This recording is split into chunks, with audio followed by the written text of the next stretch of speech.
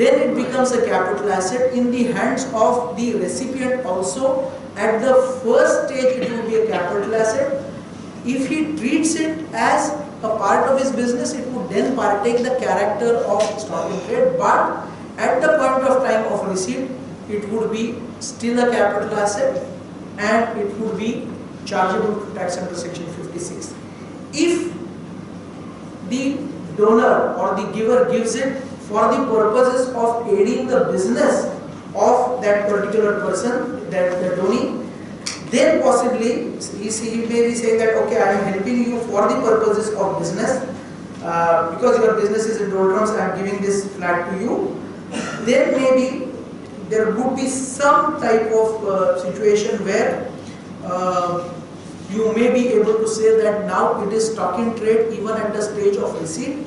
Difficult proposition, but not impossible to urge, because once that is urged, I do not think that that gift will arise from the business or exercise of business. So if you get out of 56, whether 28, 4 will necessarily come into play, I am not so sure.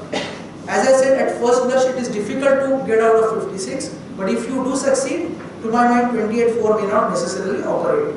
Interest-free loans, notional income cannot be covered by the ambit of 56. Loan definitely is not falling within the charge of 56, so neither the loan nor the notional interest will be chargeable. Sportsman or artist in appreciation of his performance, most of the groups refer to Abhinav Bindra. Abhinav Bindra's decision actually is a very, shall we say, a brief decision, relying on the circular, the old circular. To my mind, it's very, very difficult to, of course in Bindra's case it was a situation of also being received from a body which enjoyed 12-way recognition. So if that is not available, then the protection of Abhinav Bindra's case may not necessarily be available in all cases of sportsmen, unless one takes a larger view of, or a holistic view of 56. 56 was brought on the statute book to bring into the definition of income certain transactions without consideration which were purported transactions having some collateral purpose.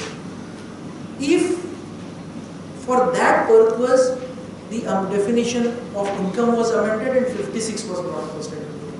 Some transactions which do not really constitute income themselves in the classical sense, if they do not constitute a source of income, I think it will still be possible to involve litigation that to such transactions 56 may not apply. That is the last case, exceptional personal performance. I gave an illustration in one of the books that there is a person drowning and somebody shows exemplary courage in jumping into the water and saving that person. He is receiving an award. Whether such an award would also, award maybe from an individual, would such an award constitute income? I think it's possible to take a view that to such a situation 56 may not apply.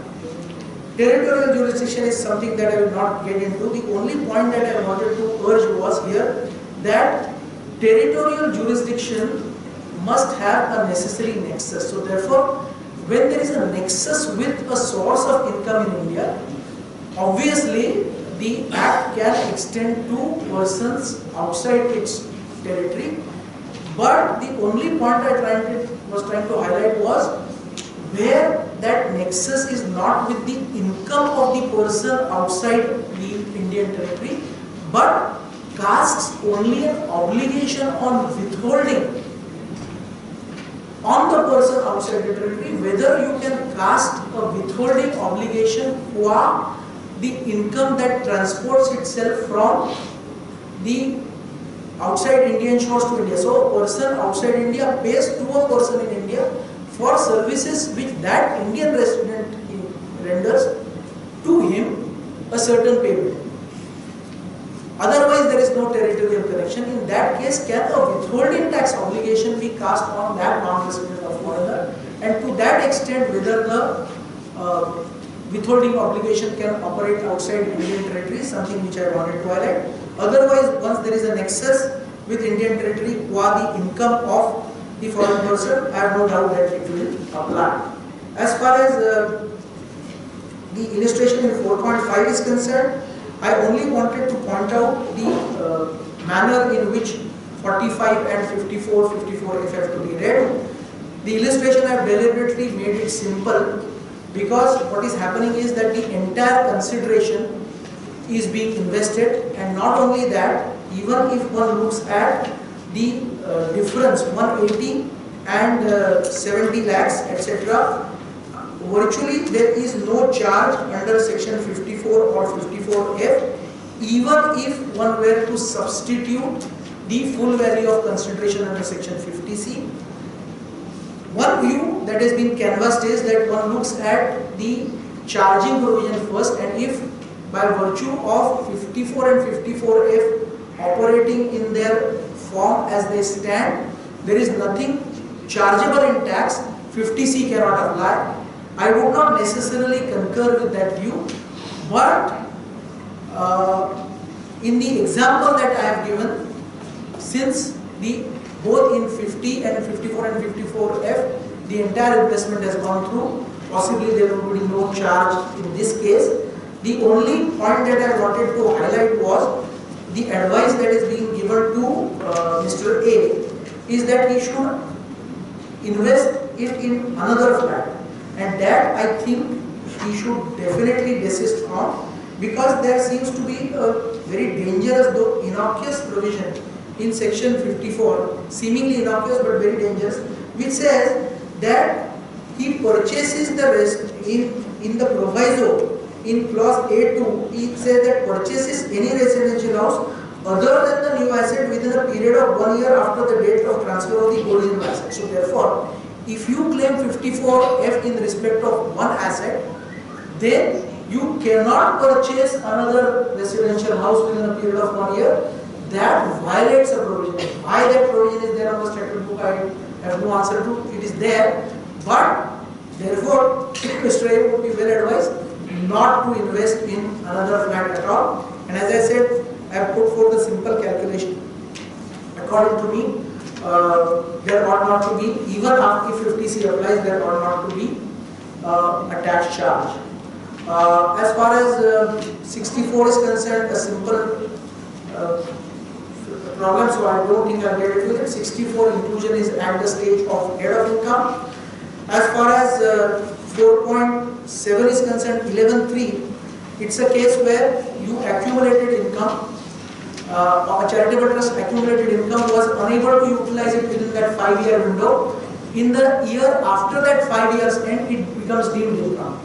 As chartered accountants, we never seem to lose heart. So somebody urged that if it becomes income in the 6th year, in that year I should be entitled to accumulate that once more. Because if it becomes income in the 6th year, it is income of that charitable trust. Again, the accumulation provision under section 11.2 ought to apply. Fortunately, wisdom prevailed, and the Bombay Tribunal in 77 TTJ 274 took a view that income becoming deemed income is only for the subject matter of bringing it to charge, nothing more, and therefore nothing would really enable you to accumulate it further. As far as character of income is concerned, I have dealt with section 50 and section 73. Section 50, I only wanted to point out that when section 50 applies, though it is taxed under the head short-term capital gain, it ought not to lose its character as business income. And you have very recently, I think yesterday only, the Madras High Court sending back the special bench decision to the bench to reconsider the impact of Coconada, which they did not consider. So to my mind, whether business loss carried forward can be set off against short-term capital gain under section 50 is still an open question. I would take a view that it is definitely allowable. As far as 4.8 is concerned, 73 is concerned, to commodity derivatives, of course, they are not shares. 73 explanation will not apply. To convertible debentures also, at the stage of purchase of convertible debentures, they are not shares. It would not apply. Even in the third situation, you are talking of where the business consists of purchase and sale of companies. So where the investment is for strategic purposes, I don't think that explanation of the section 73 will apply. 4.9 I will not dwell upon. Only to say that appearance by an authorized representative could trigger the provision, because when you are engaging an authorized representative, you are exercising your mind and authorizing a person to appear in a proceeding. Once that happens, that 292BB barrier could go against you, where the assessee himself appears but does not cooperate or refuses to comply. I think that is no appearance as is contemplated by 292B at all, and therefore to that extent that particular eventuality 292B provision will not apply. And the fetter obviously cannot apply to incidental proceedings. It can be applied only to proceedings which require appearance before an assessing authority. As far as 68 is concerned, it's a classic case of the law where deeming fictions really taking the cake, where they say that even if a resident offers an explanation, that explanation is deemed to be unsatisfactory, and unless the resident himself comes forth and establishes his source of income, in that situation only the rigors of 68 can be avoided. In all other cases they cannot be avoided. As far as non-residents are concerned, the proviso does not apply. So therefore, to non-resident, it is not as if non-resident, the depositories from non-residents automatically become chargeable under 1668. The proof which was otherwise required to be adduced by a company would have to be adduced by the company even under the amended provision. As far as residents are concerned, you earlier had to prove only source, now you have virtually to prove source of source. So that is the difference that has been made by the proviso. I have exceeded my time by around 10 minutes. So, ladies and gentlemen, thank you for a very patient hearing, and hope to be with you sometime once again. Thank you.